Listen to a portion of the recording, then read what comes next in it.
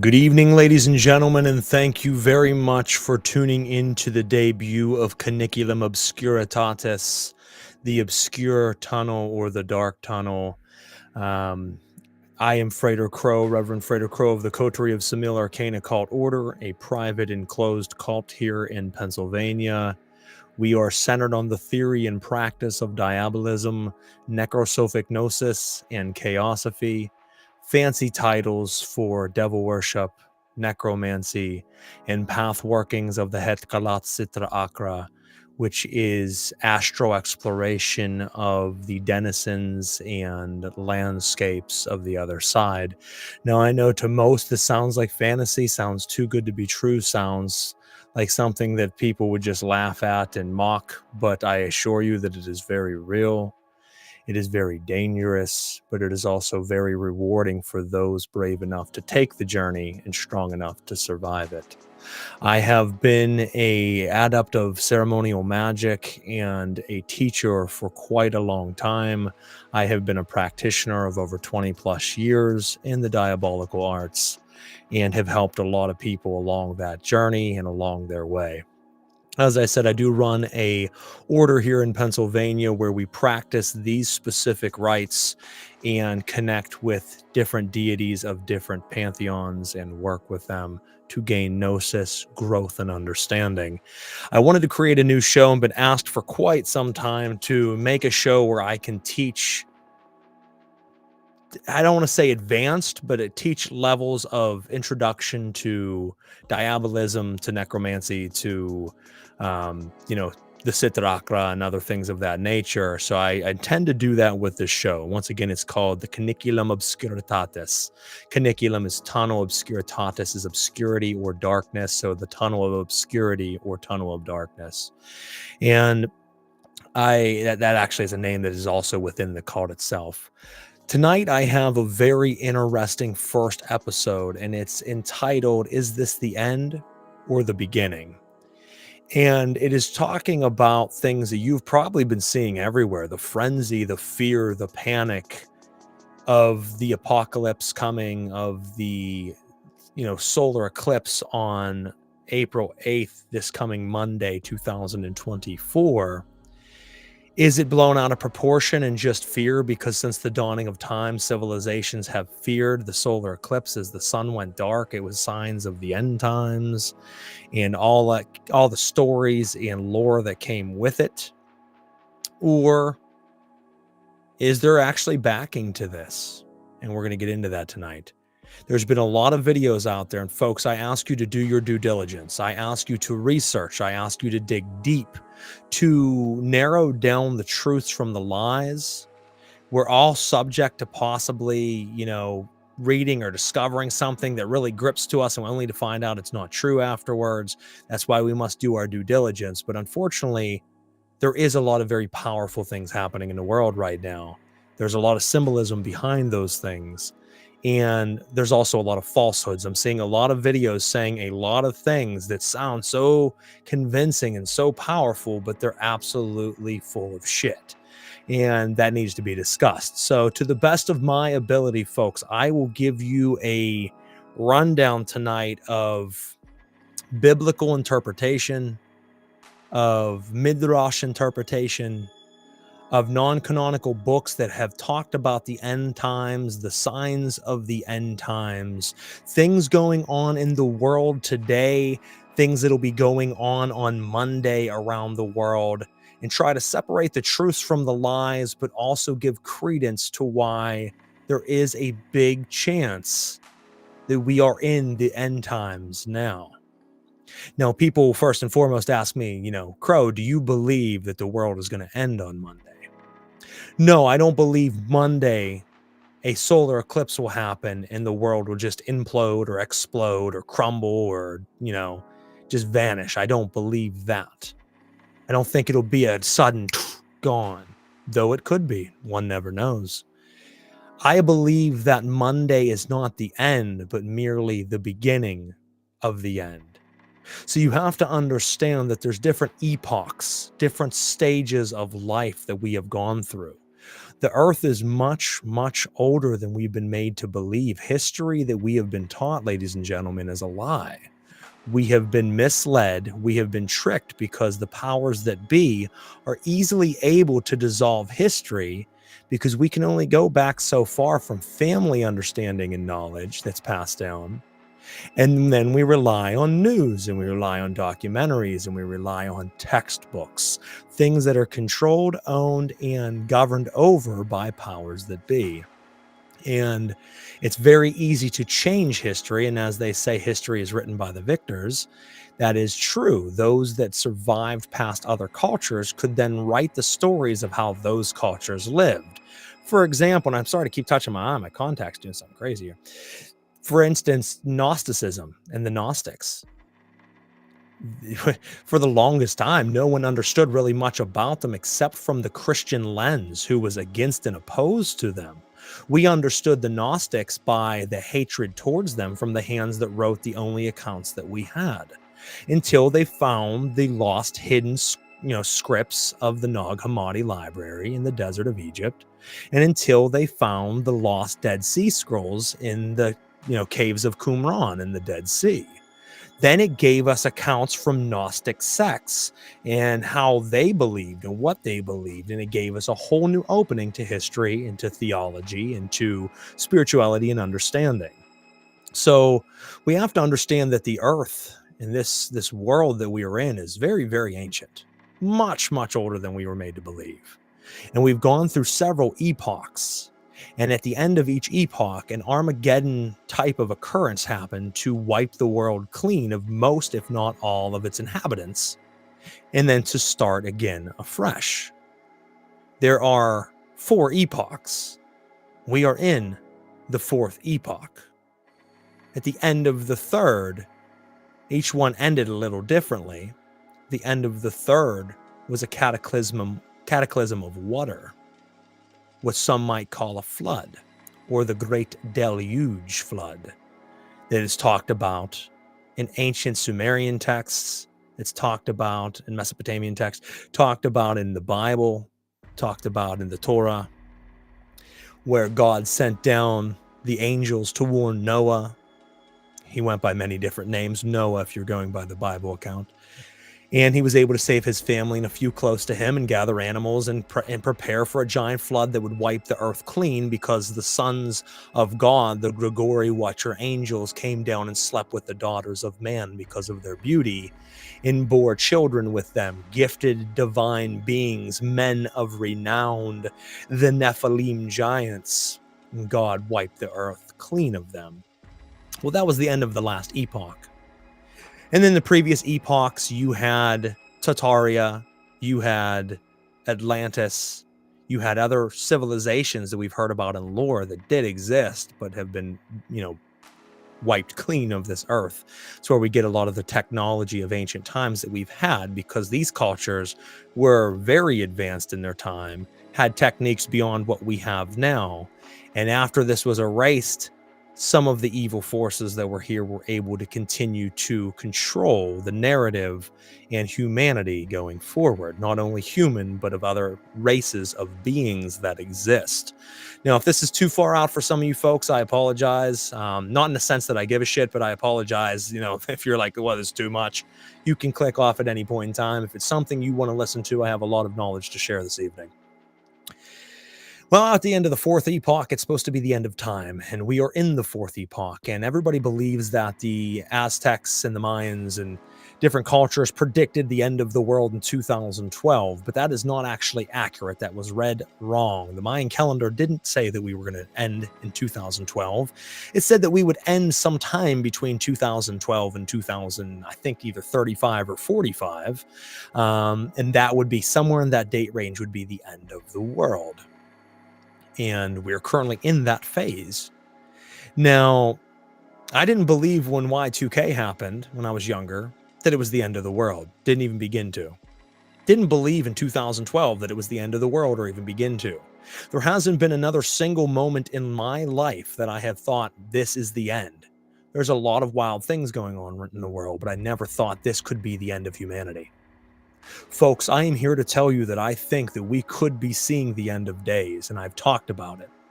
See, there's a lot of people talking about the eclipse. There's a lot of people talking about this information or pieces of this information, not as much as I'm going to talk about this evening. But they don't quite have the full picture and understanding where it's coming from. So I wish to share a little bit of that with you this evening. I'm going to do my best to string it together. It's like trying to draw you a map of the world verbally over the radio waves. That's very hard to do. Where do you start? How do you connect it all? How do you make it make sense? But I will do my best. No matter how good I do, I'm sure there's going to be things at the end of this that I'll look back on and kick myself in the ass and say, I forgot to tell them that, forgot to connect this dot. I have ADD. I like to jump back and forth. But there's going to be things that have been missed.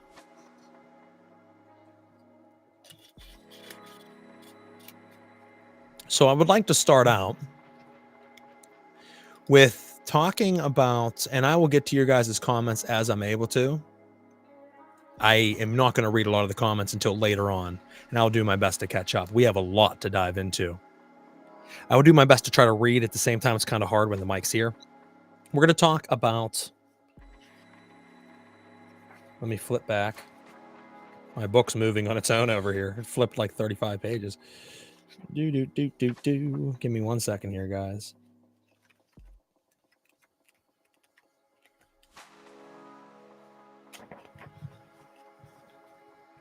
All right. We're going to talk about the 10 lost tribes. Now, bear with me. My book is tweaking out here. I don't understand. I had it bookmarked, and now I did not move, and now it's gone. Maybe I'll have to read your guys' comments until I find it.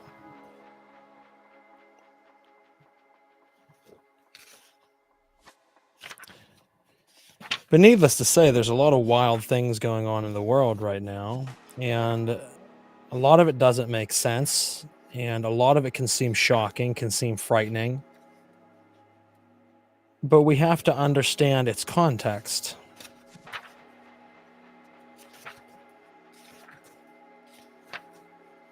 Can't believe this damn book flipped on me.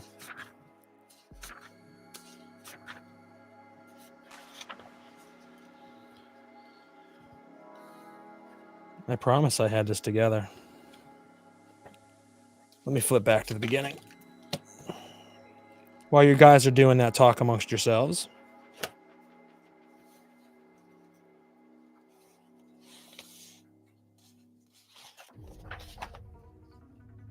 There we go. 6. I think I found it. Sorry about that, guys. 75. I was right near it. I was like 20 pages off. Somehow it's flipped that many. All right, let's catch back up here. There we go. Let's look at these comments real quick and I'll jump into it. My apologies, guys, because there's a lot we want to cover here tonight. Look. Hey, brother, a lot of energy being drained. Hey, man. Hey, Travis. Hey, Brittany. Hey, Laura. Hey, Natasha.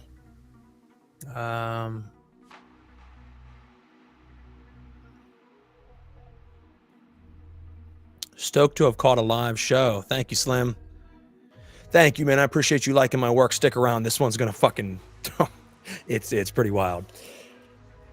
What I do want to say before I jump into this is people all of a sudden jumping on the bandwagon and talking about the eclipse is something that I could have talked about a couple years ago. It's something I've been being asked for by the members of my temple, the members of my congregation, and people that are around me have been saying for the last 3 years, you need to make a video about this stuff. And I've talked about it on my radio shows. In fact, I like to work in mysterious ways, guys, if you never know. If you watch over my posts, you watch over my lives and my videos and my radio shows, I have given enough breadcrumbs over the last few years that those that have ears to hear could collect those breadcrumbs and build an entire bakery from them. And I have given a lot of foreshadow and inklings to things that are coming, things that are happening.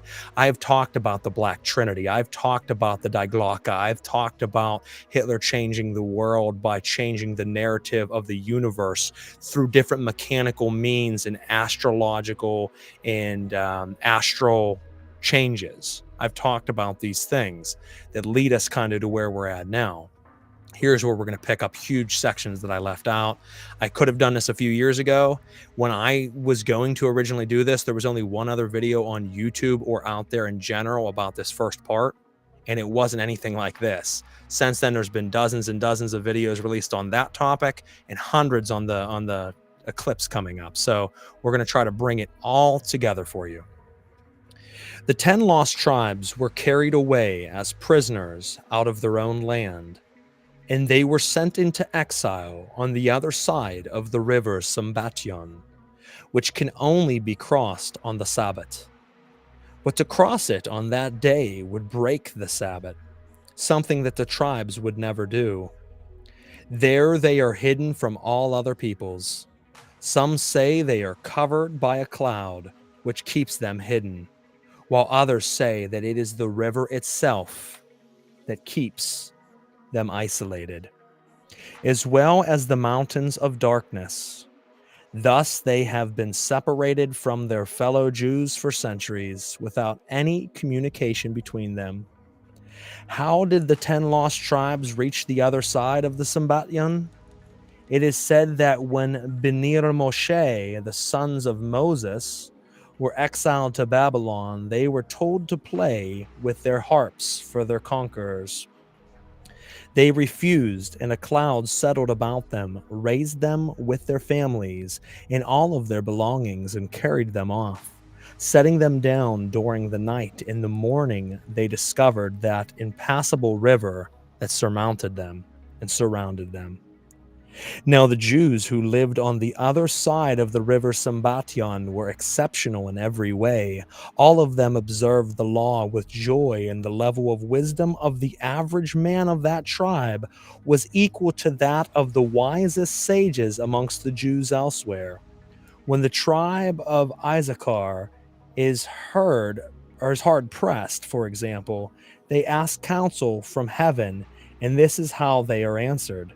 The prince of Issachar envelops himself in his prayer shawl and prays in a corner of the synagogue. The answer comes by fire from heaven descending upon the prince of Issachar. This is seen by everyone, but the answer is heard by him alone. Now stick around, there's reasons I'm going so deep into this. You have to get the background.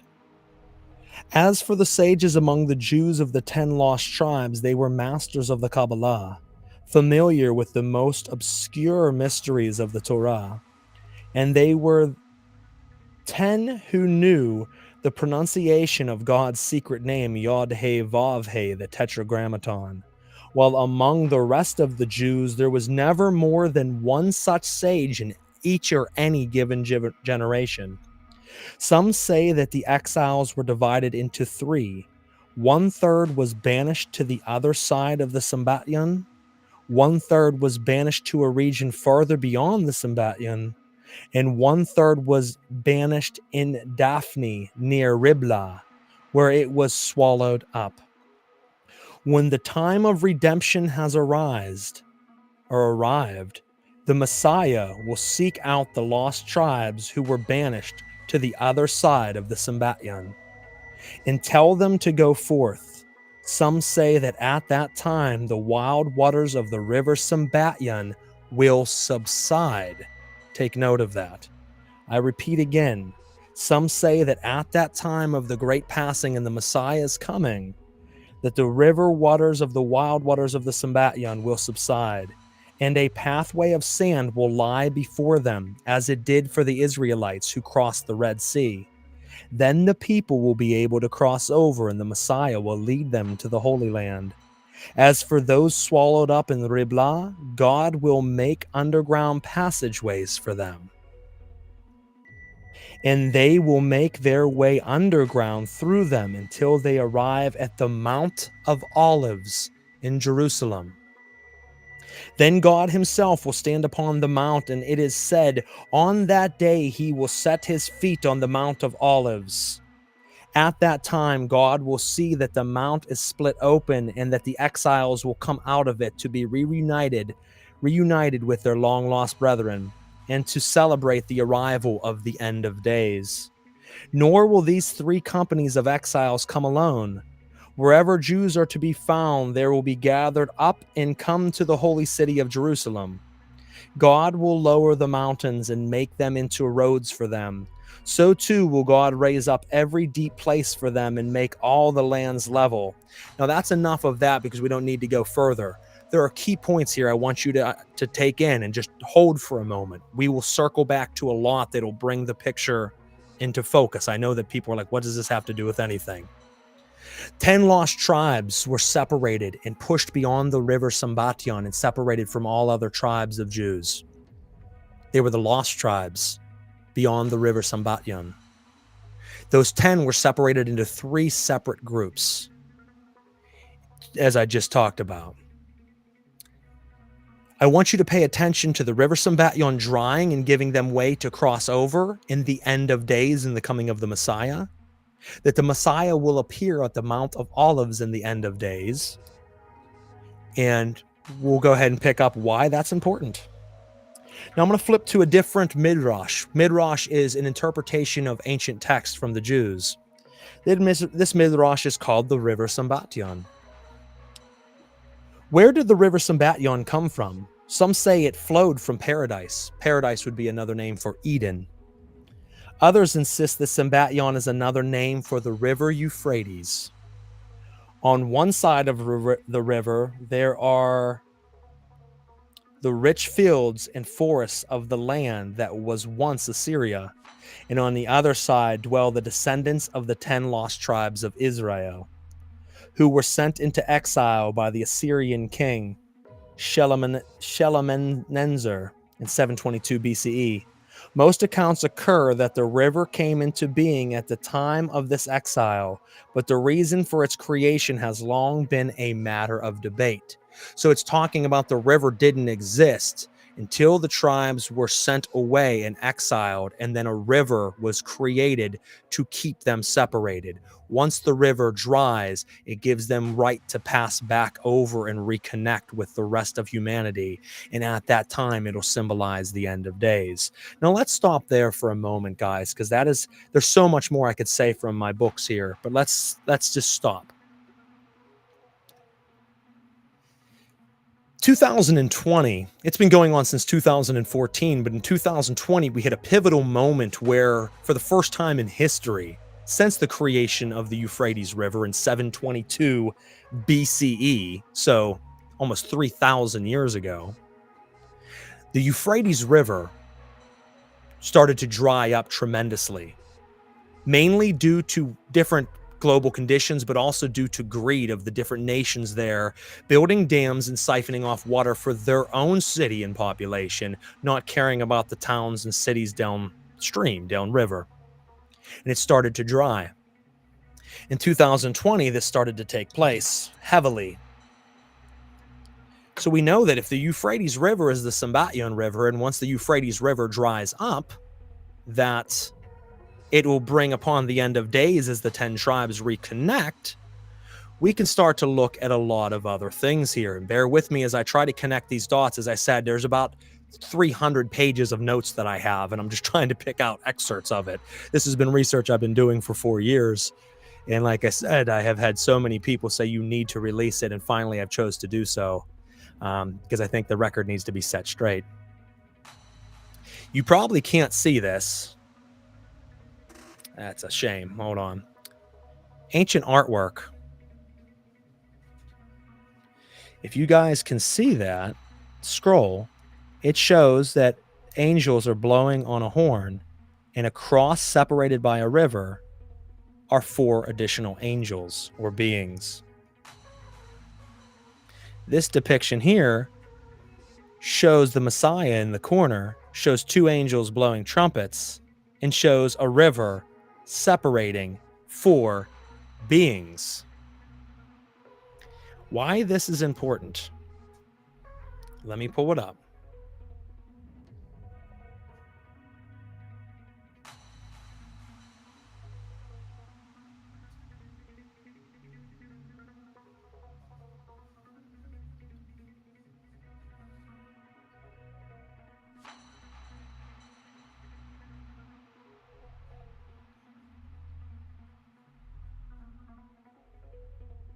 Hold on, my phone's being weird.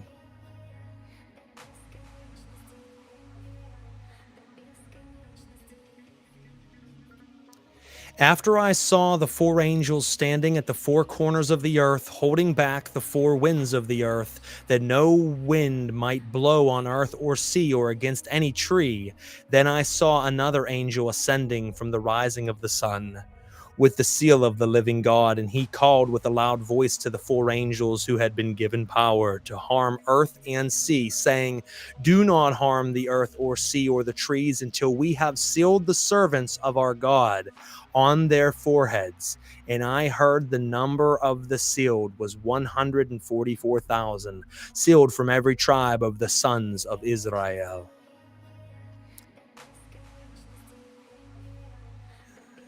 Let me jump to another passage here.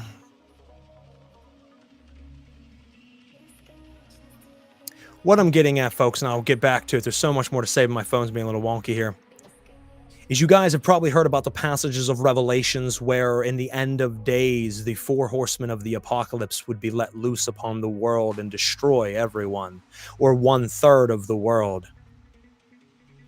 Tonight, I'm going to share with you multiple passages that will link the drying of the Euphrates River to the letting loose of the four angels of the apocalypse. That the drying of the Euphrates River let forth four huge changes in the world that we're currently seeing. That the drying of the river let loose the 10 lost tribes of Israel. That Jesus would show up on the Mount of Olives, that on Monday night there's a huge event happening on the Mount of Olives in Jerusalem, that there's so much more, and we're going to jump through all of that this evening.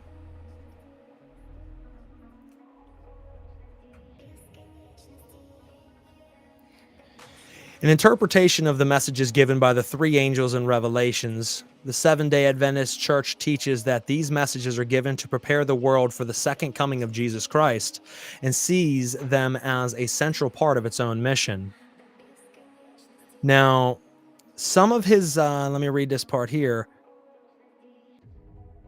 The four angels, or the four horsemen of the apocalypse, and I will get to that tonight as well, are four very large named Grigori Watcher angels that in the book of Enoch were cast down for forming the Nephilim giants, for teaching humanity.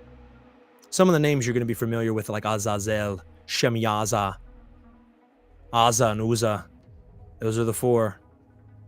And we're going to talk about how they were chained, and it talks about chaining them in the Euphrates River.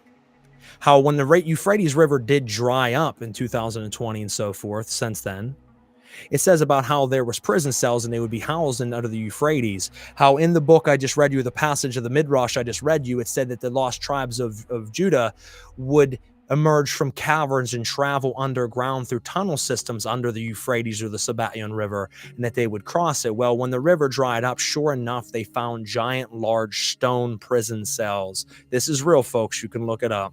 Under the Euphrates, they found passageways and cave systems under the Euphrates.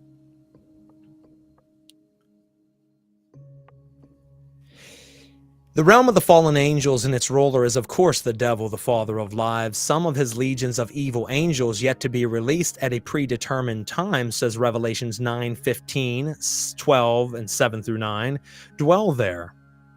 Its ruler over these angels is Apollyon, also known as Abaddon. Some scholars say 1/3 of all of the fallen angels inhabit that place. And since the number of angels is innumerable, we know the devil's command and immense horde of demons lie there. The root verb of Abaddon, however, is intransitive rather than passive. It carries the ideas of a state of continuous decay. Now, Abaddon and Apollyon are going to come into play very big here shortly. Abaddon means a place of destruction as described in the Old Testament, and it now describes as a being of destruction, destroyer, which Satan is, and his name reflects that. What would a being of destruction do but destroy? God does not give names lightly. In Chronicles 21-1, the name Satan means adversary. There are two kinds of wrath for man, God's and Satan's, which God's allows him to unleash during what many biblical scholars call the Great Tribulation, the last 3 years of the tribulation, which culminates in the second coming of the Messiah. Revelation 9:13, 14, 15, and 19, the sixth angel trumpeted. I heard a voice speaking to the sixth angel from the horns of the golden altar before God. Let the four angels loose. The angels confined at the great river Euphrates. The four angels were untied and let loose. Four angels all prepared for the exact year, month, day, an even hour when they were to kill a third of the human race. The numbers of the army of horsemen was twice 10,000 times 10,000. I heard the count and saw both the horses and riders in my vision. Fiery breastplates on the riders, lion heads on the horses, breathing out fire and smoke and brimstone. With these three weapons, fire, smoke, and brimstone, they killed a third of the human race. The horses killed with their mouths and tails. Their serpent-like tails also had heads, and they wreaked havoc. Now let's continue. Stick with me, guys, and we'll circle back. What the four angels bound at the Euphrates River released is horrifying. 200 million mounted troops sent out to kill a third of mankind.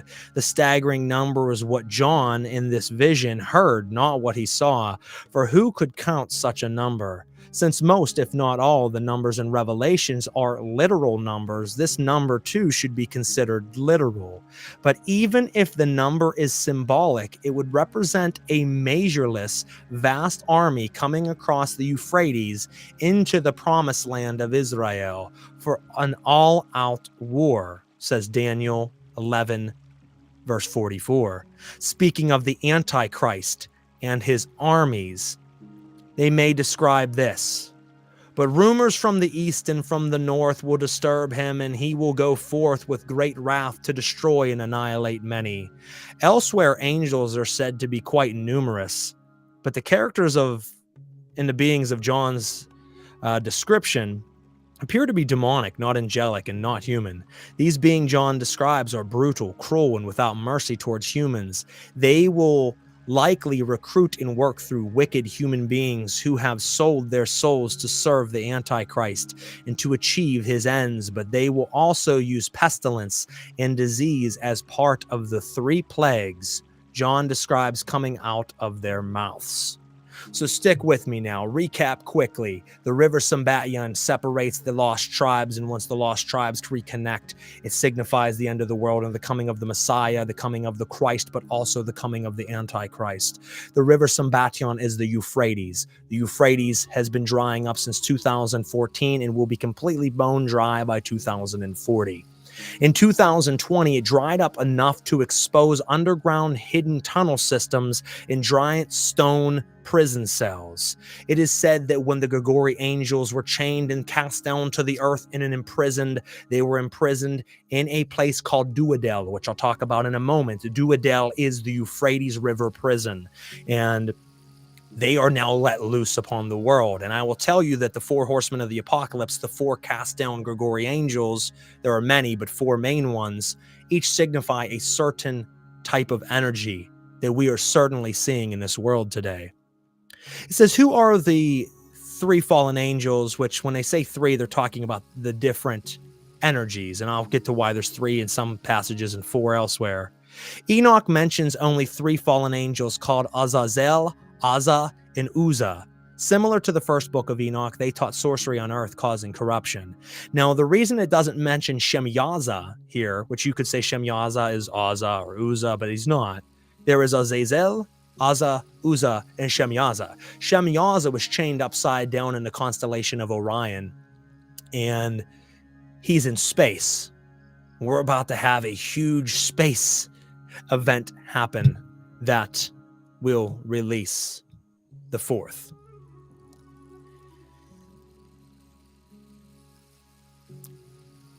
Let me see here. What do I want to read from this passage?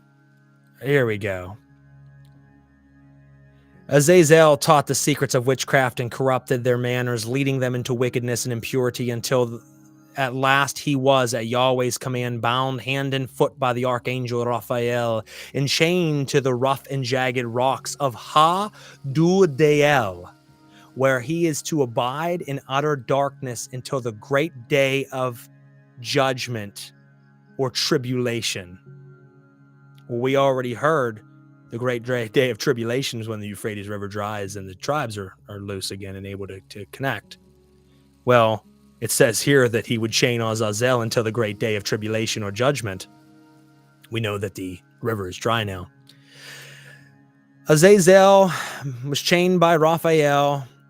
Bind Azazel's hands and foot, and cast him into the darkness, and make an opening in the desert, which is Duadael, and cast him therein, and place upon him rough and jagged rocks, and cover him with darkness, and let him abide there forever, and cover his face that he may not see light. Azazel's fate is foretold near the end of Enoch 2:8, where God says, on the day of great judgment he shall be cast into the fire, and he will be delivered to the angels of punishment, the Ha-Satans. Let's talk about Dudael. Dudael is implied to be the prison of all of the fallen angels, especially the evil watchers, the entrance of which is located to the east of Jerusalem. The way this place is described, Duadael is sometimes considered as a region of the underworld comparable to Tartarus or Gehenna, which is hell in Jewish lore. Now, it's interesting to say the east of Jerusalem or the east of paradise, because the east comes up time and time again during sin. When Adam and Eve were cast from the Garden of Eden after eating from the fruit of knowledge of good and evil, God forced them out of the east gate and put an angel there with a flaming sword to govern over the gate so that they could not return, and he forced them to the east. When Samael slept with Lilith and bore Cain, and then Eve and Adam slept together and bore Abel, Cain, the serpent-born, murdered his brother Abel, the clay-born. And when he was given his punishment, he was sent to the east to wander the world as the destroying angel, as the angel of death, as the reaper. And he was given a horn as a mark on his forehead and sent to the east, to the land of Nod. When the Gregory angels were punished and chained, they were sent to Duadael, east of the Garden of Eden.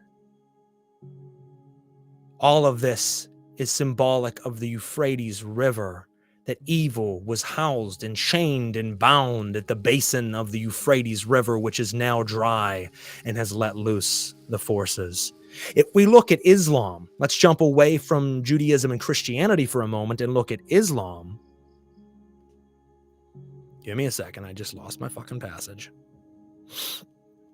In Islam, some of the hadiths of the Prophet Muhammad suggest that Euphrates will dry up, revealing unknown treasures that will be the cause of strife and war. Soon, the river Euphrates will disclose the treasures, the mountain of gold. So whoever will be present at that time should not take any of it. The Prophet Muhammad said, the hour will not come to pass before the river Euphrates dries up to unveil the mountain of gold for which people will fight. 99 out of every 100 will die in a frightening manner, and every man among them will say, perhaps I may be the only one to remain alive.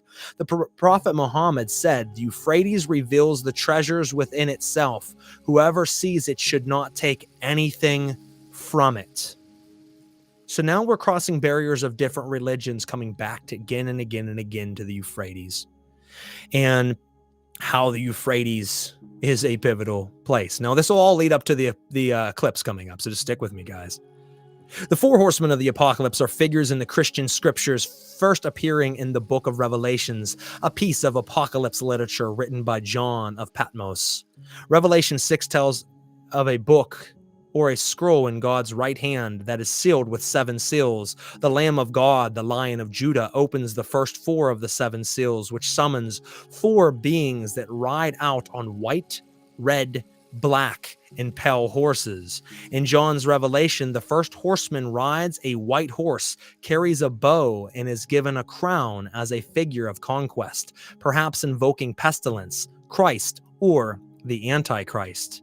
The second carries a sword and rides a red horse as a creator of civil war, conflict, and strife. The third, a food merchant, rides a black horse symbolizing famine and carries scales. The fourth and final horse is pale, and upon it rides death, accompanied by Hades. They were given authority over a quarter of the earth to kill with sword, famine, plague, and by means of the beasts of the world. Now let's look at that again. 4 angels, 4 horsemen, Euphrates River being let loose. They were given control over a fourth of the world. Well, multiple scriptures in multiple places from multiple time periods talk about at the end of days, once these things are let loose, a fourth of the world would be wiped clean instantly. But instantly doesn't always mean instantly. Now let's start to look at the horsemen and why this is important. For nearly 19 centuries, Christians thought that the first horseman was a positive figure representing Christ or the gospel. Still, a completely different interpretation of this character emerged in 1866 from C.F. Zimpel, who defended the hypothesis that the first horseman was the Antichrist. And more precisely, according to him,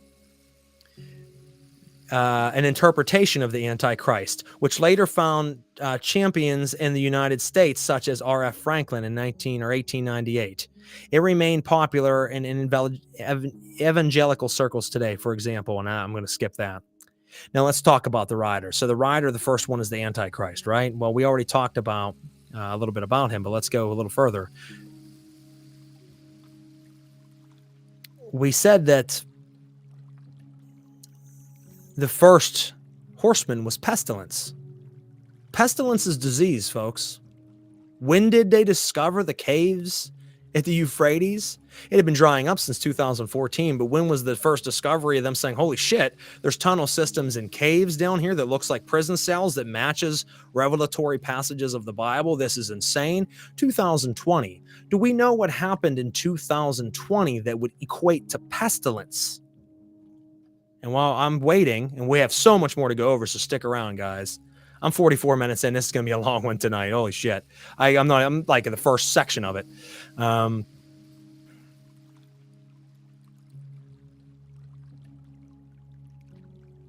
They really don't want you to tell us. No, what I'm saying tonight could get me killed, folks. That's real shit. Like, I'm saying some stuff that it's not going to be popular.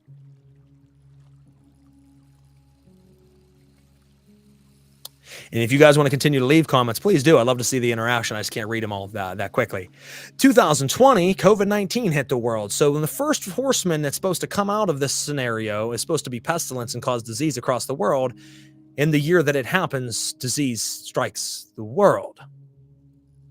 Think about that for a minute, guys. You could say this is all just bullshit. It's all fantasy. I don't know. The dots are starting to connect, and we have a lot more dots to connect. Let's talk about the second horseman. The rider of the second horseman is often taken to represent war or mass slaughter. His horse's color is red, and in some translations, the color is specifically a fiery red. The color red, as well as the rider's possessions of a great sword, suggests blood that is to be spilled. As seen in heraldry, the sword held upwards by the second horseman may represent war or a declaration of war. In military symbolism, swords held upwards, especially crossed swords held upwards, signify war and entering into battle. It is also said that the second horseman may not only represent war, but civil war. And what's interesting, and a complete side note, is there's a movie right now coming out called Civil War, and it's coming out at a very strange time. The second horseman of the apocalypse is war. Shortly after the Euphrates River dried up, Ukraine and Russia went to war with one another. Now we have Gaza and Israel at war with one another. We have conflicts all over the world from other areas that have been at battle, that are still at battle, but they have amplified. So shortly after this happened, some very huge events have happened with war, the second horseman of the apocalypse. Of the four horsemen, the black horseman, the black horse, which is the third, and its rider, are the only ones who appeared accompanied by vocalization. John heard a voice, unidentified but coming from among the four living creatures, that speaks of the prices of wheat and barley, saying, "And see thou hurt not the oil and the wine." This suggests that the black horse's famine is to drive up the prices of grains and foods, but leave oil and wine supplies unaffected. Now, there's a reason, and I'm not going to get into the wine and wheat, or the oil and wheat. It's a whole other thing we could get into. The third one is going to be famine, and it's going to be the prices skyrocketing on food and goods around the world, the limitation of foods and things around the world, where people are starving, people are unable to find food, people can't afford food. Well, look around the world right now, guys, with the prices raising because of COVID-19 and everything else happening. There is an unheard of amount of people around the world starving who have already died of starvation.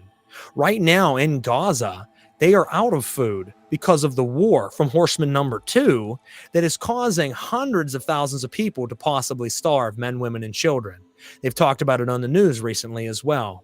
Famine. We know here in even America that the price of food, the price of gas, the price of living has skyrocketed. Symbolic of the third horseman of the apocalypse. The fourth and final horseman is named Death, known as Thanatos. Of all the riders, he is the only one to whom the text itself explicitly gives a name.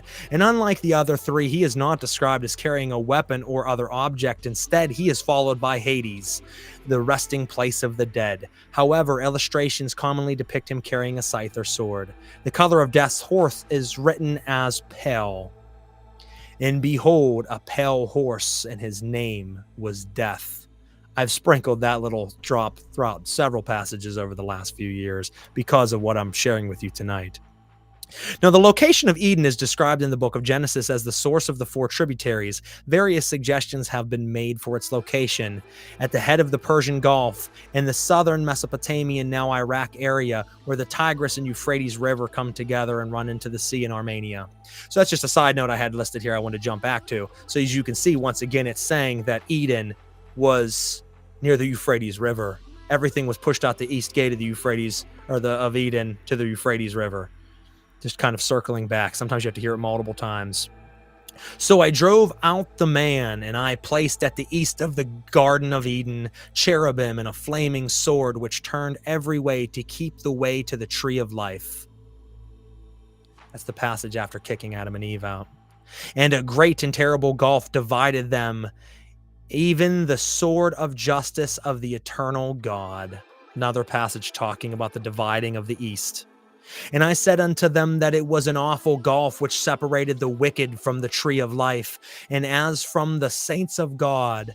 And I said unto them that our Father also saw that the justice of God did also divide the wicked from the righteous, and the brightness thereof was like unto the brightness of a flaming fire, which ascendeth up unto God forever and ever, and hath no end. Once again, just showing you the division there. Now, let me jump to a couple other things here. And this is where I have to figure out how I want to piece this together for you guys. That should be a revelation in itself. The Euphrates has dried. The angels have been let loose. The Grigori, the Watchers, are here. They have brought pestilence and disease with COVID-19. They have brought famine, and the rising of prices and the shortage of food and starvation across the world, they have brought war. And these things don't just come and end, they are still here. The currents, if you work with spirits, you know that they are currents who take on deific masks. You only see a physical form because they have to take on form for the human mind to understand them to higher degrees. But they are formless. They are currents that bleed through everything. And these angels are nonetheless currents that were trapped in cells under the river. Now that they are let loose, disease will continue to come, war will continue to come, pestilence will continue to come, and the fourth will come in the form of death. But we said that one of the main Grigori angels wasn't chained on earth. In old passages, it specifically talks about Azazel being trapped in Dudael in the Euphrates, and several of the others, and where it says even other fallen angels of other times were trapped. But it made specific note that Shemyaza was chained upside down and bound in space until his day of wrecking, until his day of being let loose. Now, when the four become united, the Pale Rider rides forth and kills a fourth of the population. Now let's start to take a look at the eclipse coming, and let me jump forward. This is where I'm going to try to connect all these dots.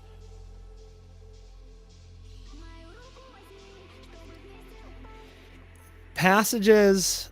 Let me pull this up because I think this is very important.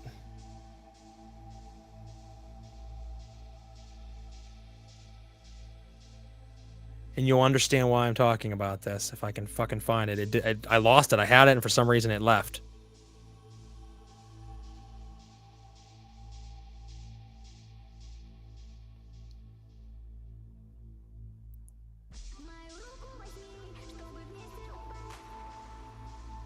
And it's a pivotal piece, so if I lost this one, it comes as a kick in the balls, but that's okay.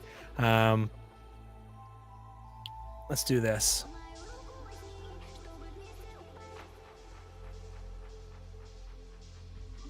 So it says at the end of the days that the four angels of the four horsemen of the apocalypse would be let loose under the control of Apollyon or Abaddon.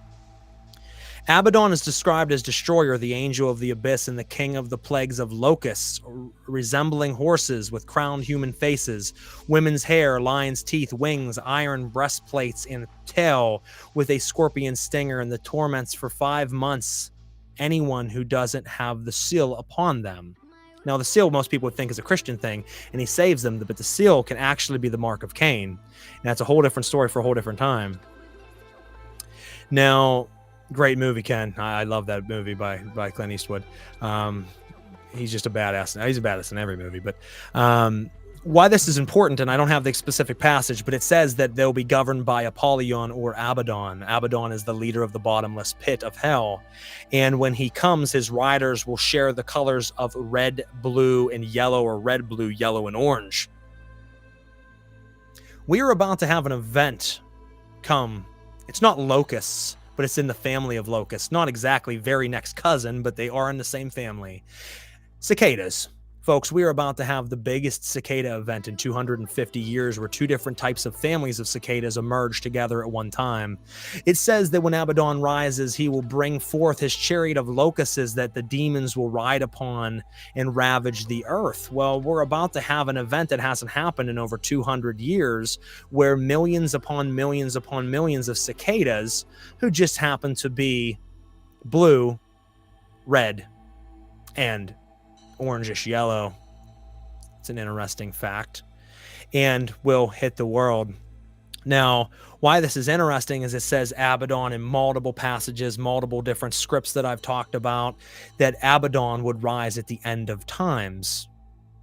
Now, let's go to CERN, and there's some misinformation on this, but I want to correct that. You might have seen videos of people talking about the fact that CERN is about to launch on Monday, April 8th, 2024, the Hadron Collider in Switzerland, in Geneva. They have worked on it in the past. They took a 3-year break, And now they're firing it back up, but not just any random time. They're firing it up next week on Monday during the full solar eclipse. Weird time to do it.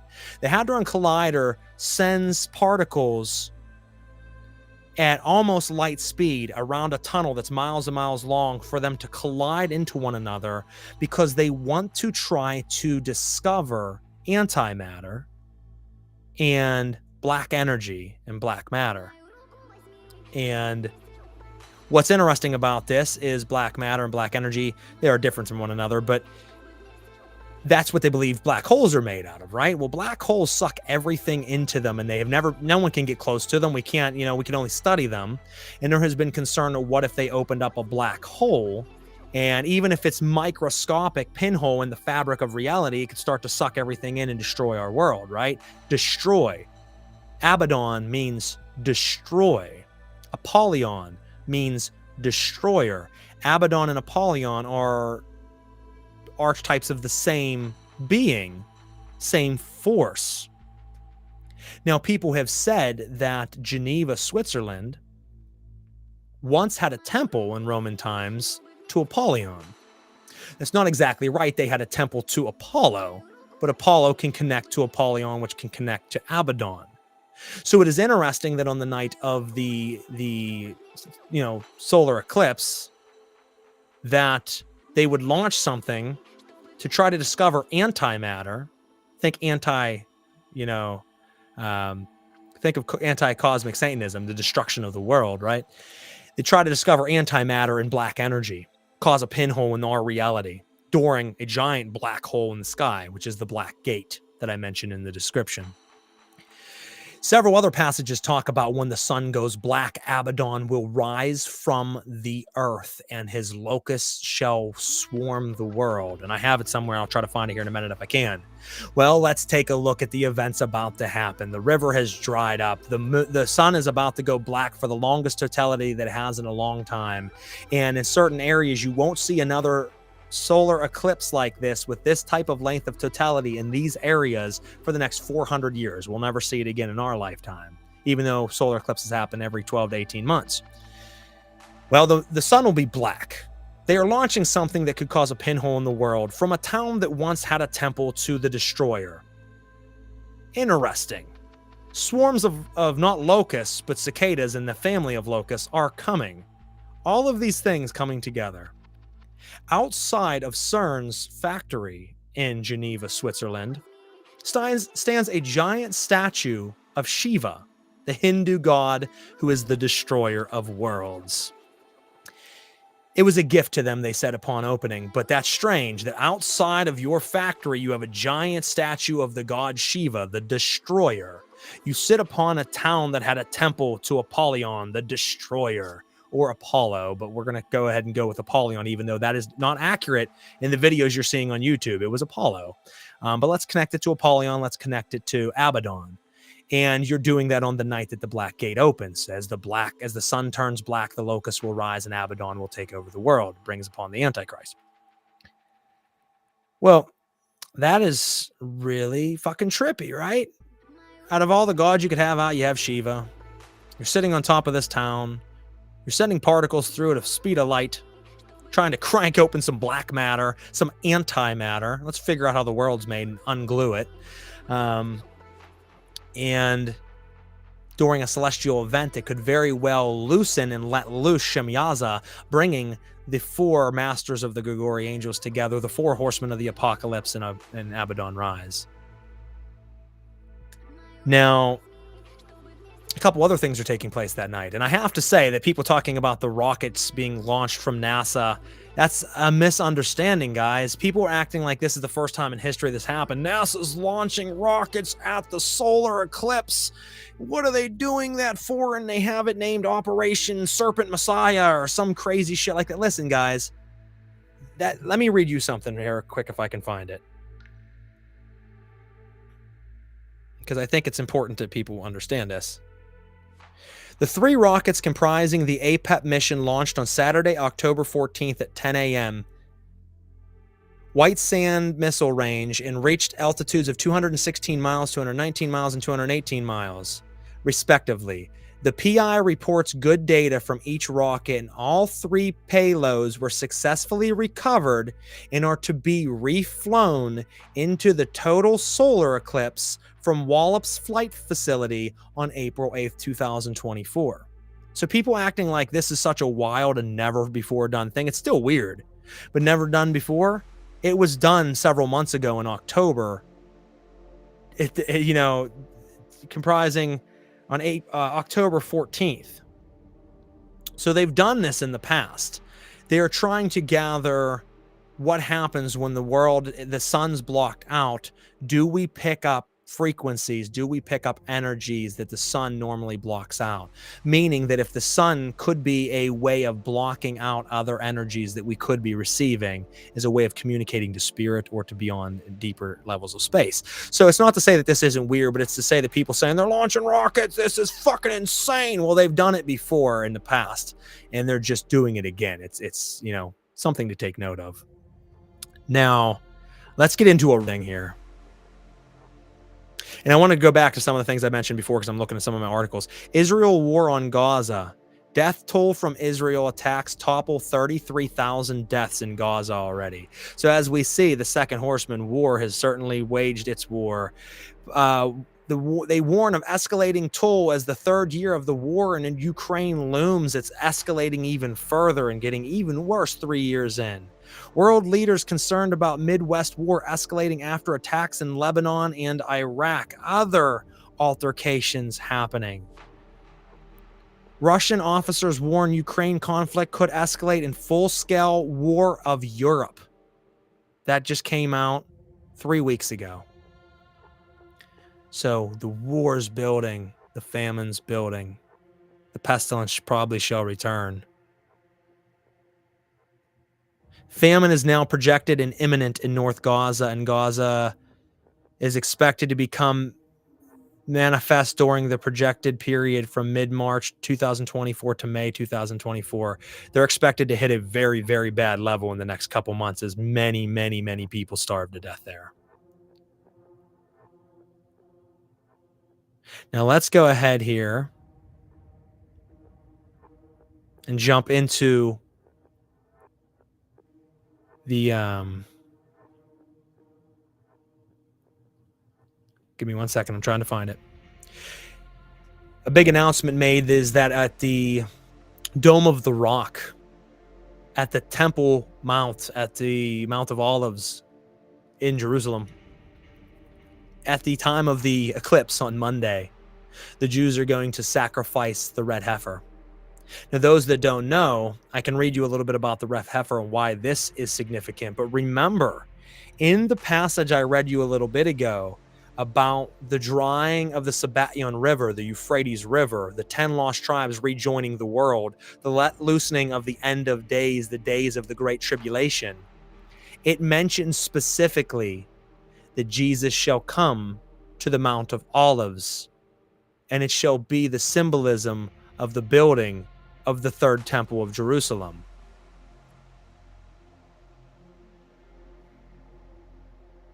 Now, let me take a side note real quick, guys. I'm sorry. There's one thing I have to mention because this is a falsehood. So I mentioned the rockets, not really a big deal. Could be something hidden behind it. They could drop gases on us and all kinds of other conspiracy theory shit. But the rockets has happened before. I say the rockets are just some weird fucking side note. Forget about it.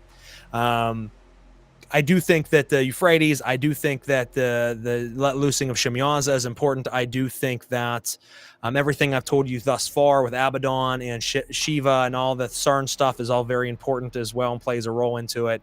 But one thing people were saying that is false, it's absolutely fucking false, is people want to compare the story of Jonah and the well in Nineveh to this eclipse, saying that the totality of the eclipse shall pass over 7 towns in the United States named Nineveh, which is very symbolic and has people in fear. For Jonah was in the belly of the well for 3 days on his trip to Nineveh, and the Nineveh were sinners, and God asked him to deliver a message to repent or he would destroy them. And it's saying, and that's also correlative of the journey that Jesus took into hell when he died for 3 days. He freed all the souls of hell before returning to the world and rising from the cave on the 3rd day.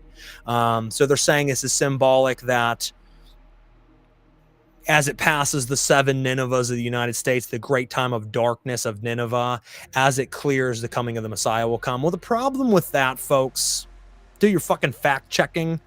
The problem with that is there's not 7 towns in the United States named Nineveh. There's only 6. So all these headlines and all these people making videos are saying there's 7 towns of Nineveh being crossed by the totality of the eclipse. Well, there's only 6, so that's not even possible. Second more, only 2 of the 6 are in the line of absolute totality. The other 4 might have sight of the eclipse, but pretty much the entire continental United States will have sight of some sliver of the eclipse coming. So that doesn't mean anything. All the Ninevehs will see the eclipse. Well, no shit, the whole United States will. But 2 of them are in the totality. But that's not enough for me to be like, oh, 2 towns named Nineveh are going to be in the line of the eclipse. It's symbolic of the coming of the Christ. If you add it to everything else, sure, it could be an additive to it, but all these people trying to say it's 7 and they're in the line, that's not true, folks. Do your fucking discernment. Just like saying there was the Temple of Apollyon in Geneva, Switzerland, before it was Geneva. No, there was a Temple of Apollo, not a Temple of Apollyon. They are different, but they are also loosely related. So something to take stock of. Now let's start to talk about the red heifer. Let's talk a little bit more about anti-cosmic Satanism and the Sitra Achra and why this might all be important here in a moment. I had to take a time to get a drink. Let's look through some of these comments real quick. Stick around with me, guys.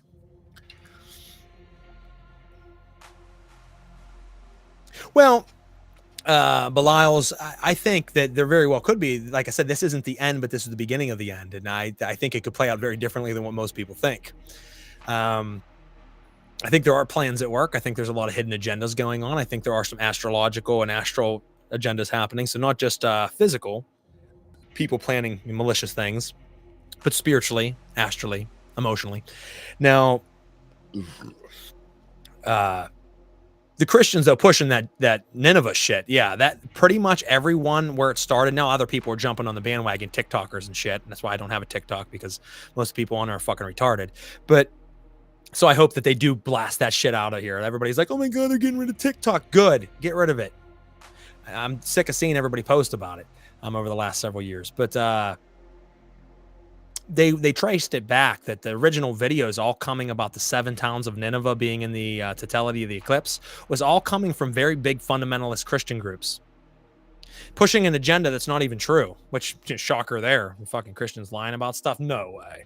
But trying to say like there's 7, like I said, there's only 6 and only 2 of them are in the totality. They're just fucking reaching hard. Now, if they're going through their due diligence and they're reading actually midrashic texts of ancient Judaism, and they're actually going through the revelations and they're going through the different passages of the Bible and correlating and connecting things, then they might have a strong case like I do tonight. But to just say, oh, well, Jonah was in the belly of the whale and, Jonah's symbolic of Jesus and Jesus is going to rise because of a bunch of bullshit that I'm making up right now, that doesn't really stick with me too well. It says all the billionaires making bunkers, so it makes sense something is going on behind the scenes. Well, that's one thing I did want to talk about, Travis, is yes, if all these predictions are coming true, it means that there is a wave that's going to sweep this world and kill a lot of people. And the elites have wanted to live forever because they are the Satans of this world. See, I am a Satanist, but I'm not that type of Satanist. See, I am a Satanist who lives a good life, who does good things for good people. I believe in myself. I rise myself up. I work with demonic forces for enlightenment and wisdom. I do want to see a day where we break the chains of prison and spiritual slavery, and this world does dissolve and we return back to Ein. I am someone who worships the black sun. So Monday is a very important day for me, as I welcome and worship the apocalypse. I welcome and worship the black sun. So for me, that is something that I want to see. But you have the elites that take on a different form of what you could call Satanism, where they reap the fields as they please. They indulge in whatever they want with no regret or worry. And they are able to live a very long time because of their money and their connections of power. It is already known in small circles that they do have the technology to transfer consciousness from one body to another. So when we think of very important names, a lot of them beginning with R, that are very rich and rule the world, and we say, oh, he finally died, he was 120. Well, he didn't die, he just transferred his consciousness to another avatar body and still living, still touching children, still doing all these horrible, wild fucking things. Those are the true devil worshippers, because they are the devil of my devil. And same thing with a lot of Christians. I mean, Yahweh's the devil. If you want to get technical, he is the devil. So who do I worship? I worship God. Satan is God. El Acher is God. Yahweh is the devil. So it's really fucked up, because you're like, I'm a devil worshiper, but really you're the most Christian thing in the world. I'm speaking of myself. And then the Christians say they worship God, but they actually worship the devil. It's fucking very... But as most things in the occult, paradoxes are everything. Lee Doffy, you missed a big fucking series of things that I can't recap on. Go back. We're talking about the end of the world and the signs of the apocalypse.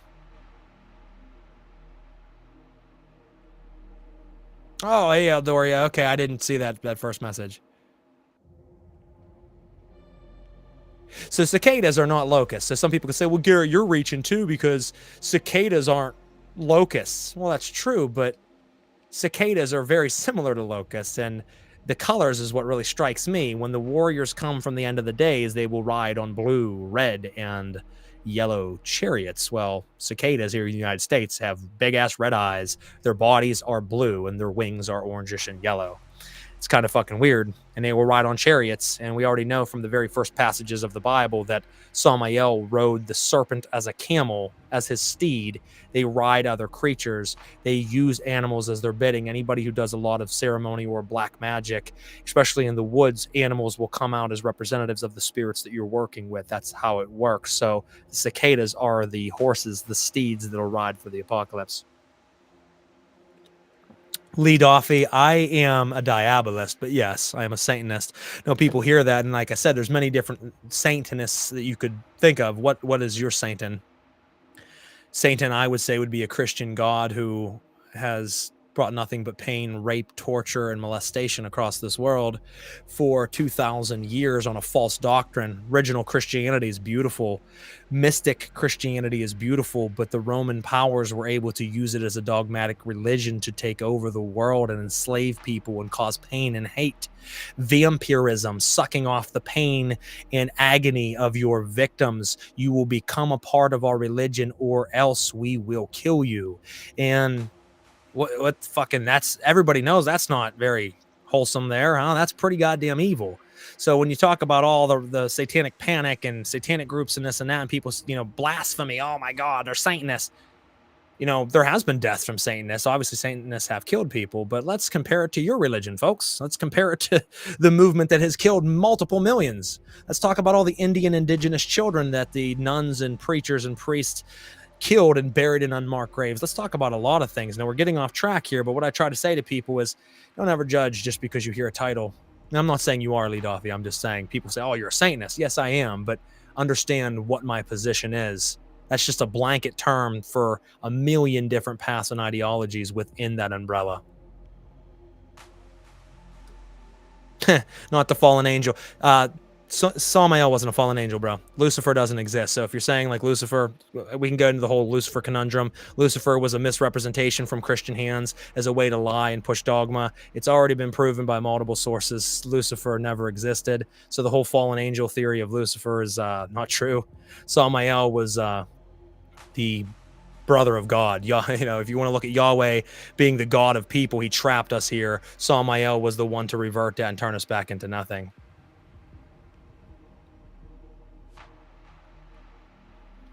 I don't know. I'm not going to argue with you, Lee Doffy, right now on all this shit. I have more points to make. Like I said, if you're a Christian fundamentalist and you have a problem with Satanism, sorry about it.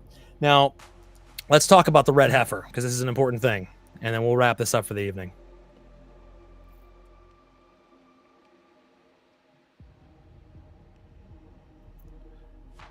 Okay.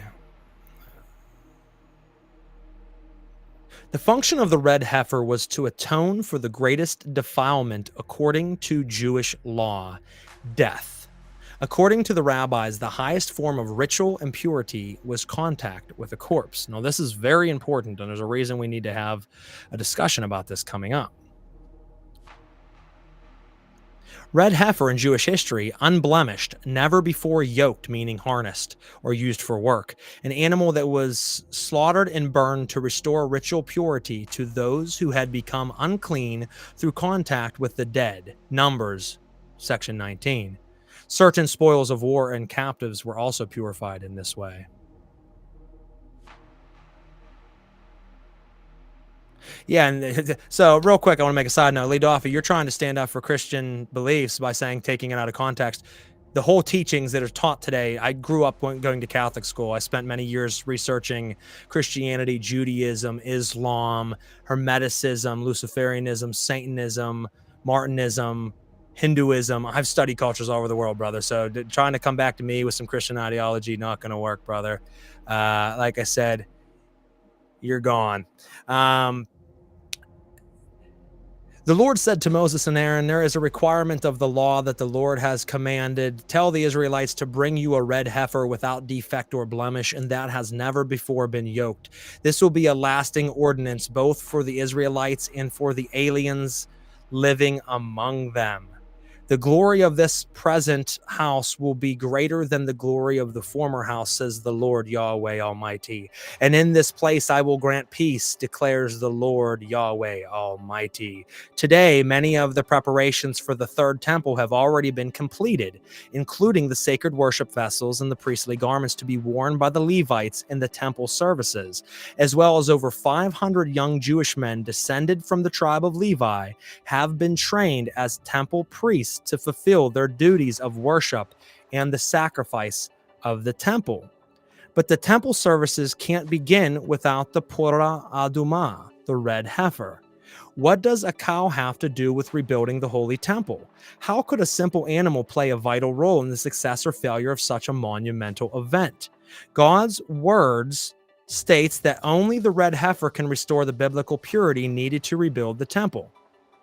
Then Eleazar, the priest, is to take some of its red heifer blood on his finger and sprinkle it 7 times towards the front of the tent of meeting, says Numbers 19-4.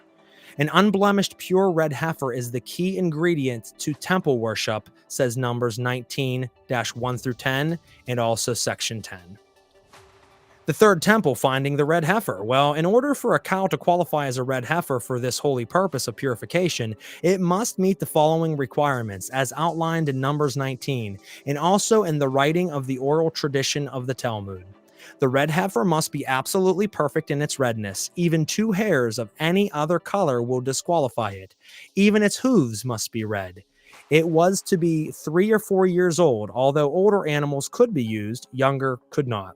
It must be free of any kind of internal or external defect or blemish. It must not have been used for any type of physical labor and never have been placed under a yoke, not even once. Only an animal that meets all these requirements may be used to provide the ashes of the purification process. The animal was not technically sacrificed since it was not slaughtered and burned in the temple. Rather, it was slaughtered on the Mount of Olives outside the camp. Now, on Monday, the Jews are sacrificing the red heifers on the Mount of Olives, where they hope to resurrect the third temple, which is what is said will happen at the end of days, the resurrection of the third temple and the coming of the Christ, and combatant with the Euphrates drying up and the coming of the Antichrist. Now, why did they sacrifice the red heifer? To purify from the most vilest of things, which they said is to touch a corpse or the dead. This is important because we have to remember who the fourth horseman is. The fourth horseman is death, and following him is Hades, or Gehenna, or Sheol, the land of the dead. So once the fourth horseman rides, third of the world will die, but also he will bring the souls and the bodies of the dead with him.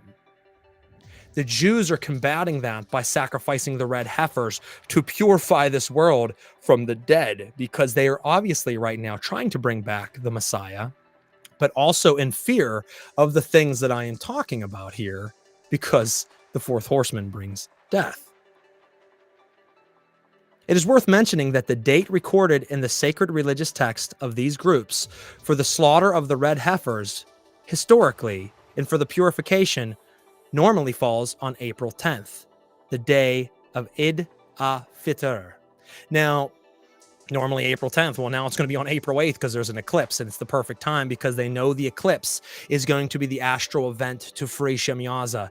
They know that the astral event, once freed, will also correlate that black hole sun gate, that astral wormhole, with the one that could possibly be being created on Earth in Switzerland and Geneva, the place of Apollyon, creating a microscopic one here on Earth, connecting a worm tunnel to bring Shemyaza here to, not here, but to Switzerland, to Earth, on the land of Abaddon, for Abaddon will be the ruler of the four apocalyptic angels, and they shall ride, bringing the Antichrist, famine, pestilence, war, and death. Something to think about. A lot of strange biblical narratives. And you have to remember, folks, that the Bible has predicted a lot of revelatory items, hundreds and hundreds, and 80% of that has already come to fruition. They're pretty goddamn good. No pun intended. And like I said, folks, I don't mind people speaking their thoughts on here, but I did kick Lee Doffy off only for the fact that, like I said, you're going to come on here and try to stand up for your religion. Even a lot of Christians I know who are, I have no problem with Christians. If you want to be a Christian, but don't sit there and try to tell me that I'm twisting things out of proportion whenever it's a fucking fact of how much murder, rape, torture, and molestation your cult has done. You compare yours next to mine, I'm a fucking saint, brother. I might want the world to end, and I might be praying for the apocalypse. I might be worshiping the black sun and the devil. But at the end of the day, I'm not touching little children. I'm not murdering people. I am not forcing people to follow my religion. Believe it or not, so be it. If you want to believe it, cool. If you don't, that's cool. But Christianity has forced by hammer and by pain and torture people to follow their ways, or they killed them. They have buried children in unmarked graves. They have molested millions. So I don't care what you have to say, bro. Your religion is a fucking putrid filth. And if people want to, worship that, I have no problem. Do your thing. Doesn't mean I agree with it.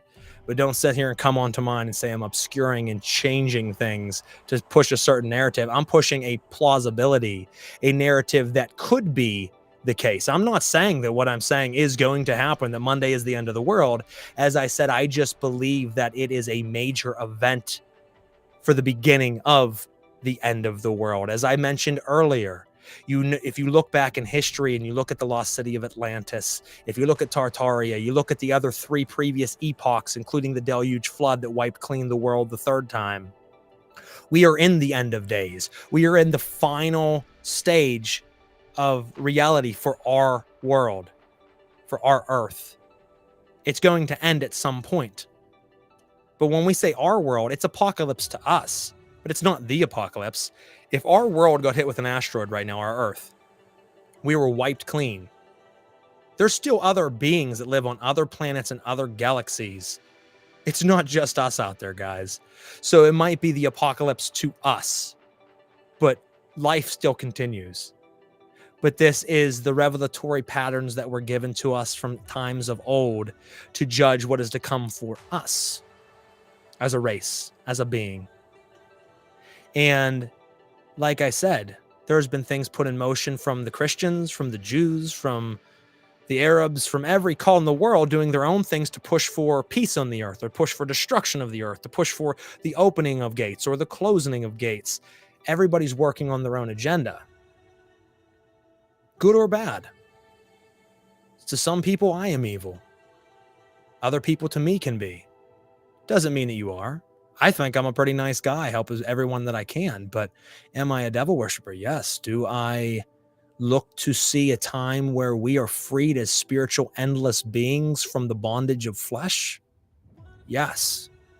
And a lot of even Satanists won't agree with that, because you have, as I tried to mention to Lee Doffy, different genres of Satanism. You have Satanisms that are anarchist Satanists that just want to go out and cause chaos and pain. You have ones that are philosophical and atheistic Satanists that don't believe in any spirits, but only believe in themselves, and it's an ego stroke. And in some cases, not everybody. I know some really good atheistic Satanists, but it's all you. There is no other spirits. You have anti-cosmic Satanists that want to see the world dissolve. You know, there's a lot of different feelings out there of Satanism. You have to define where's your place of pivot.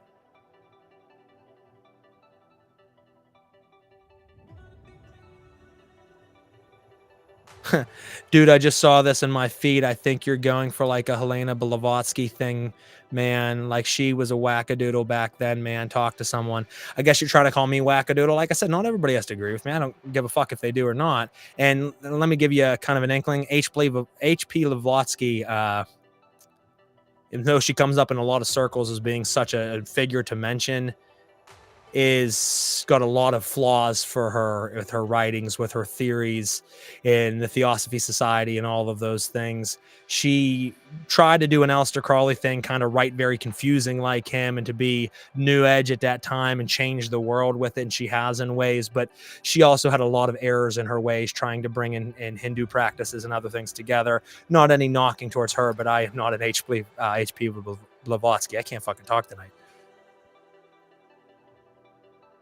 Who knows, Brett? This podcast got a lot of people tuning in tonight that I don't think normally watch, and a lot of these people are Christian elitists or people that have a Christian background of some sort, and they see the end of days and they wanted to jump on because it's big on YouTube right now. Everybody's like, "Oh, let's talk about the end of days." Well, like I said years ago in 2020, I wanted to make a video about the Euphrates and how all this would lead to the Black Door opening, how all this would lead to the arising of Apollyon.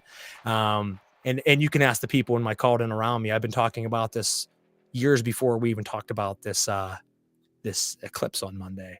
And I've been seeing hundreds and hundreds of videos about the Euphrates over the last couple of years, and all these videos about the eclipse now within the last 2 weeks. And I'm like, yeah, I should probably put this out before it does happen, and give my take on it, good or bad, agree or don't agree. And then if the world does, at least you guys in that last moment as all shit's about to break loose, you're like, yep, Crow said it. Boom, gone. If anybody has anything they want to say or add, please feel free to do so. I'll stick around for a few minutes. And when he said that, I was like, pivot out loud. Yeah, place of pivot, man. Carlos Castaneda, Don Juan, you know, your place of pivot, where you stand defines on how you see the world. And I can stand into a Christian lens. I grew up Catholic. I went to Catholic school. I studied the Bible. So Christians a lot of times will try to blaspheme me, and I step into their shoes and annihilate them as a Christian, which I'm not. You want to talk the Bible passages? You want to talk exegesis? You want to talk what's called the orchard, the deep levels of the Bible, folks? We can do that. Because chances are a lot of times these assholes that speak against me have never read the Bible. I love when Christians are like, oh, let me talk to you about Christianity and tell you why you're wrong, but I've never actually read the book. Okay, bro, tell me all about the knowledge that you have of a religion based on a book that you never read. You fucking twat. You're like, I can't stand that shit. If you're going to fucking preach something, actually be versed in it. It's why I studied multiple cultures and multiple theologies and religions, so that I could at least have a basis on it when I speak about it. Doesn't mean I'm an expert in all these different things. I'm not an expert in anything. I'm just a student on his first day, like I always say. That's it. Famous last words. Damn it, Crow. That'll be it. You know, you see an asteroid coming from space and you're like, oh no, damn it, Crow. And I'm not necessarily talking about you, comic nut. I'm just talking about in general. You might have missed it. There was another guy earlier trying to blaspheme me.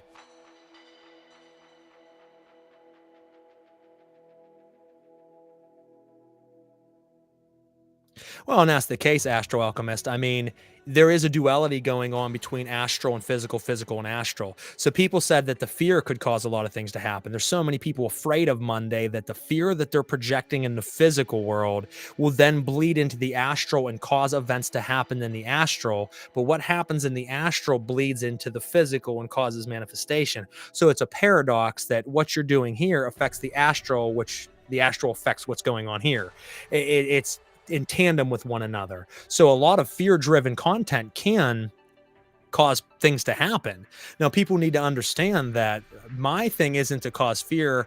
It's just to compare narratives that there is a lot of backing behind what people are saying. But we have to remove the falsehoods of the Nineveh stuff that we talked about, the rockets from NASA. These things all could play a part of something. But let's just go back to, like I said, the lost tribes, the Euphrates, the angels, the horsemen, and start to compare why people are saying this is the end of days. It's weird when someone says, oh, there's a lot of stipulation that the eclipse on Monday is the end of days, but then they don't tell you why. Is it that they just didn't want to get that detailed, that they have a hard time talking about this, or do they not actually know? And it's TikTok videos and everyone riding each other's coattails to just make a bunch of videos about the end of the world with no background in it.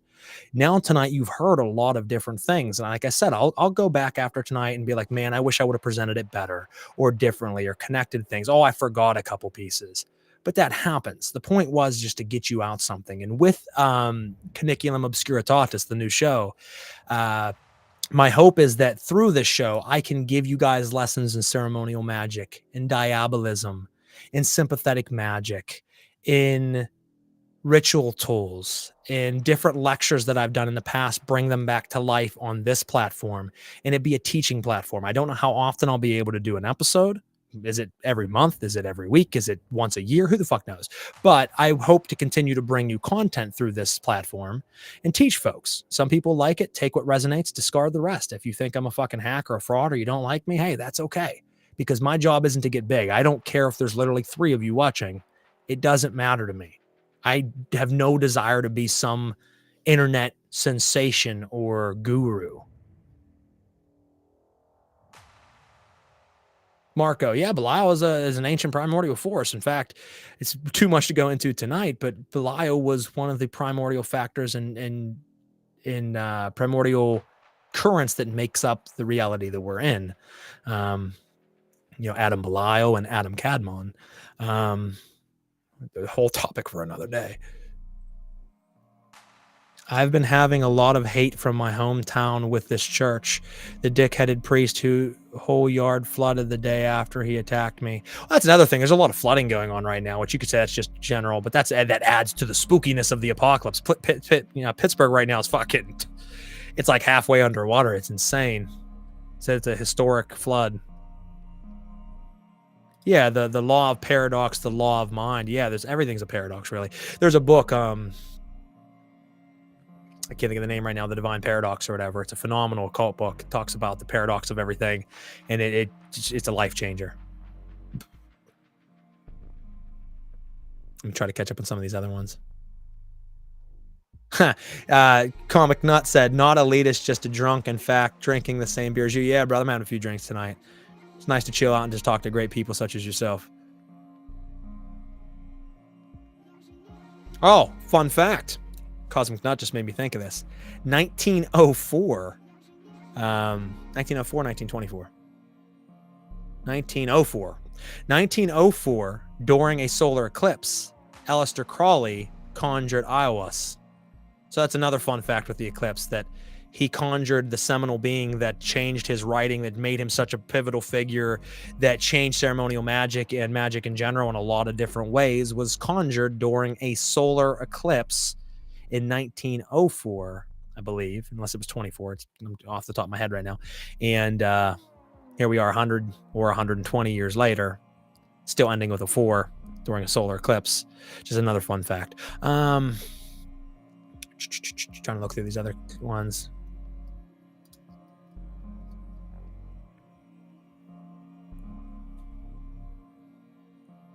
Just looking through some old comments, guys. Give me a minute.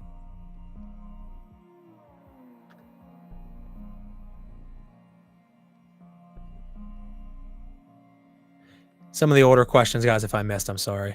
I think it was 1904 and it was on April 8th. It could have been. I could be slight. Yeah, April 8th, which would be, maybe that's what it was. It was 1904 on the same day. I'd have to look it up. There's a lot of shit going on in this head, and I'm ADD, so like a cricket fucking in the corner will catch my attention mid like deep dive.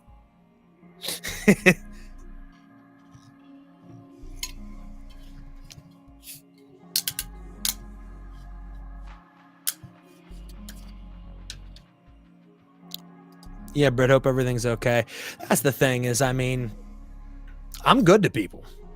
And I usually very seldom have problems with anybody. I am a very outspoken diabolist. I'm not one that needs to go wear it around everywhere to show everybody I am, like with giant pentagrams on me, but it doesn't mean that I don't from time to time.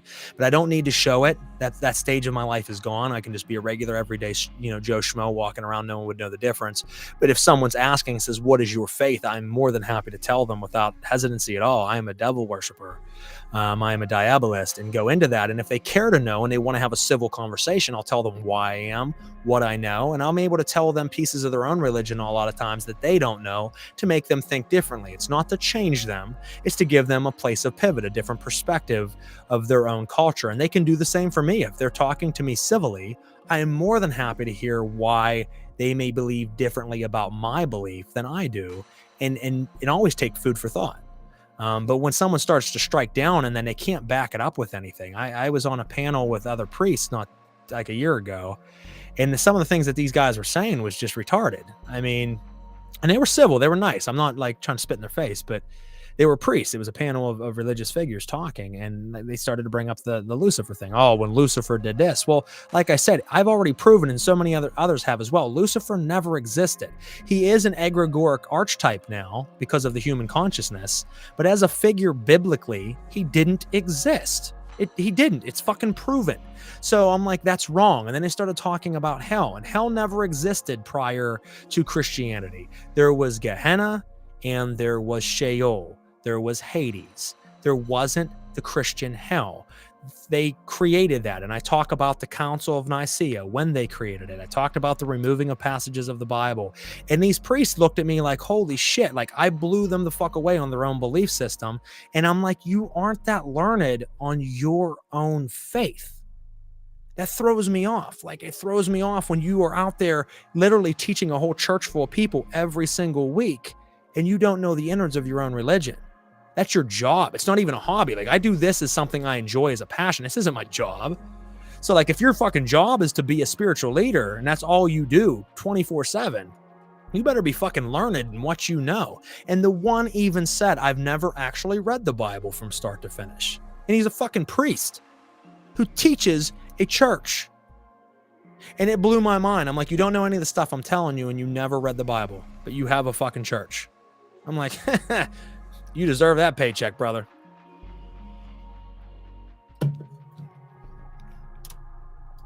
I don't know. And the thing is, some people be like, man, you're cocky or you this and that. I'm not. I'm actually very humble. I'm very raw. I will say what I feel. I am unfiltered. I'm unrelenting. But I am also someone that will tell you, like I said, I'm a student on this first day. I always have more to learn. I always want to be further than I am. I am kind to everyone unless given reason otherwise. I love everyone until given reason otherwise. And I think that's the way that's why a lot of people, when they hear devil worshiper or Satanist, they think this evil thought. They think all these horrible things. And I'm like, I don't know, some of the best people I know are devil worshipers. Some of the worst people I know are Christians. Figure that one out. And it goes both ways. I know some devil worshipers that are pieces of shit. I know some Christians that are great. But, most of the time, the people in the left-hand path that I know, that I run with at least, there's a lot of fucking douchebags, but the ones I run with are great, wonderful people that have those Christian-type values where they'll help anybody. But they didn't do it because a book or a priest or a doctrine told them to. They did it because through the self-dissolving work that they did to relinquish all societal norms and all dogmatic roles and fully take ownership of themselves, they were able to create a doctrine for themselves of how they want to live and their own personal morals. And by doing that, they found their way back to tenets that made them live a good life and be a good person. So when you look at that, it's just someone living a great life and being a great person with their own belief structure. And we're all trying to make it to our paradise. Now, someone's paradise might be heaven, someone's might be hell, someone's might, like mine, might be the dissolving of all and go back to the primordial chaos of Ayn.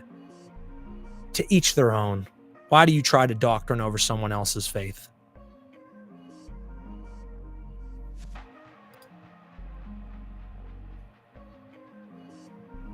I want to thank you guys all for sticking around with me tonight. I could have ended it a while ago, but it was nice sticking around and just chit-chatting with you guys. I'll stick around for 5 more minutes maybe. If anybody has anything else to say, please feel free to do so.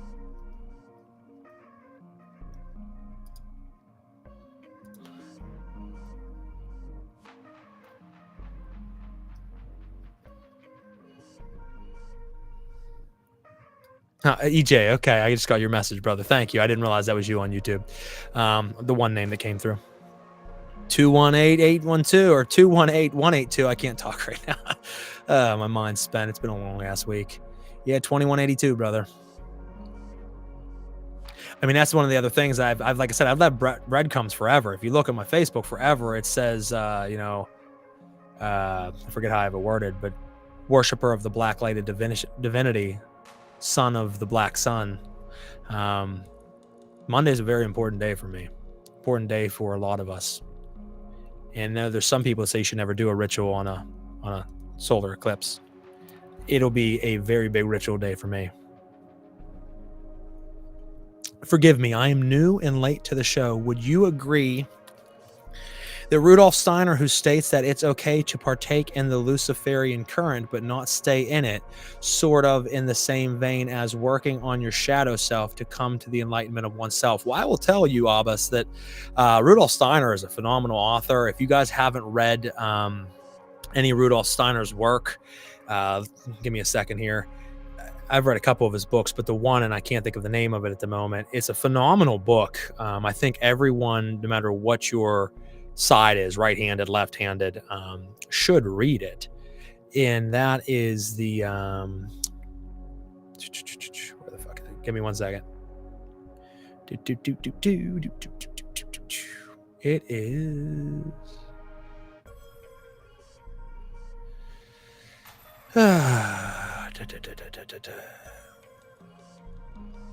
why can't I find it now? Oh, Knowledge of the Higher Worlds. Phenomenal book. And I mean, I think that that's one path that someone could take. I don't look at it like that, though. Everyone should do the dark night of the soul and face their shadow self and face the psychological traumas that they have, the roadblocks, that darkness. And that's actually funny, guys, because there is a book that everyone should read as well. And that is called The Black Sun, The Alchemy and Art of Darkness by Stanton Marlin. And it talks about psychologically the black sun, the eclipse. And the black sun's used a lot in Klipothic workings. It's used in the Sitter Akra. It's used in a lot of Satanism. Unfortunately, there's groups like a lot of Nazi and neo-Nazi groups out there that use the black sun as well. But the black sun's prevalent in a lot of cultures as a symbolism in itself. But the black sun is the eclipsed sun. And psychologically, that book talks about the psychological aspect, Jungian psychology, and how kids who went through trauma a lot of times would draw pictures of like beautiful scenes, but there was always a black sun in it. The black sun psychologically is a part of us. I think that everyone should face their inner dark soul and go through that step. But I don't think that necessarily, I'm not on the bandwagon that someone can dip into the left-hand path, do those processes and go through that struggle to fulfill themselves, and then needs to jump back to the right-hand path to reach salvation. That's a very tree of life type of diagram there, where you can work both trees if you want, but make sure that you end up on the Sephirotic tree and climb up the Keter. I don't buy into that. I think you can certainly work both trees. They're both beneficial. But I think that one can work the Klipothic trees and work with the Hekala Sitrakra and work with the Palaces and Kingdoms psychologically, astrally, and progress. And when they finish their life and die, they can break free of the flesh by doing so. And when you reach a certain level of consciousness, you break the firmament, you break the reincarnation, Maya and Samsara, and you're ultimately in heaven. Either way, everybody has their own heaven. Once you break that schism, that dome, you are in the all.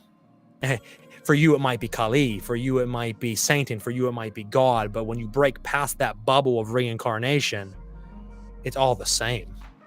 Annihilation back to primordial source. So I think you can do that on either side of the path. But when it comes to like the psychological stuff, it's just like the Citra Achra. A lot of people look at the Citra Achra, it has a lot of spookiness to it and a lot of lore, and it can seem like fanfare, it can seem like LARPing, like all the kingdoms and palaces of the Citra Achra. That's just ways of interpreting psychological trauma and experiences. No, it can be, and you can use it for that, but there actually is astral planes that one can go to through specific ritual means, that you can travel to astral landscapes that are very real. You can die in them and therefore then die in the flesh, and you will meet beings. You will be able to feel walls. You'll be able to travel streets. You can travel in the Citra Achra. That is a real thing. And there's that delineation. People talk about it in a way that they've never done it. It's just fantasy to them. You have the people who talk about just in a psychological makeup. And then you understand that it's both. It's just like demons are real, but they're also inside of you. It's just like the Citra Achra is inside of you, but it's also real. And I hope that makes sense. My mind's spent from all the shit that I read and tried to give you guys earlier. So trying to jump into completely different topics is heavy. But thank you, Albus, for asking that. Like I said, that's my take on it. But Rudolf Steiner, for anybody who hasn't ever read his work, phenomenal. The Astral Alchemist. I find it most interesting that some of the loudest voices come from people who never talk to spirits, but rather just repeat the words of man. And that's the thing is, I mean, as it's always, man, the most powerful one in the room is usually the one that's silent. The one that's constantly telling the room, you don't want to fuck with me. You don't want to fuck with me. I'm a badass. That's the dude who's probably the biggest pussy in the room. That's just the way it's always kind of been. Don't get me wrong. You can have that guy run his mouth all the time and still knock someone out for sure. But usually that's the biggest pussy in the room. The guy sitting over in this corner just smiling in silence, usually the one you have to watch out for. He's dangerous. I am not traveling to Erie, Trevor. I am actually going to stay here at home in my temple and do a very, how do I say it? A very elaborate ritual and oath for the next chapter. I have been working towards this day for a very, very, very long time. That's why I said to me this day, there's a lot of people saying this is happening. It's the end of days. You have a lot of other people, including even friends of mine, put up videos. This is not the end of the days. It's just a fucking solar eclipse, guys. Tuesday will come. Tuesday will come. I have every belief that people are going to wake up Tuesday, Wednesday, Thursday. Within a week, this will be behind them. They're like, oh, that was just a scare. But like I said, it's not the end. It's the beginning of the end. Things will start to seep in and slowly start to change. And things are going to happen behind the scenes that if you pay attention to, you'll realize like, oh shit, something's happening. And that's what I believe. But I've been working towards this for a very long time, waiting for this specific eclipse for a very long time. That's why there is so much fear based around it and so many people talking about it. Unlike other solar eclipses, this is a very special one. And most people don't even know why they think it's special. Like, oh, there's been many solar eclipses in my life. Why am I making TikTok videos and YouTube videos about this one? I don't even know. It's because psychologically, unconsciously, you know that there's something different about this one. Yeah, Natasha, Rudolf Steiner, genius. You don't even want to start because I can give you a list of like another 200 books you should read. Pepe Computers. What religion is this? I don't know what you're talking about. We're talking about end of days. So it's cross spans from Satanism to Christianity to Judaism to Islam to everything in between. It's just life, man. Theology is just the icing that you put on the cake that you build. That's all it is. Mysticism is the truth. Mysticism is the underlying factor behind all religions. Religion's just, you know, the box you build that you put yourself in.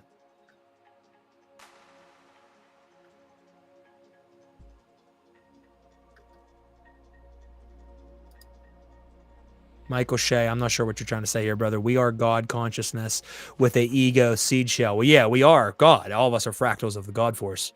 And we build ego, which is our lower animal self, and we have to build to a point where we don't dissolve the ego because you have to still function in this world, but we have to build a chasm or, you know, a void between our lower animal self, our ego, our nephesh, to your chi or to your kaya. You have to separate that and have that chasm where you know that you're not the ego, but you could still operate in the ego vehicle for purposes of earthbound matters, but you understand that you are the super consciousness above that, that we are the fractals of the God force energy.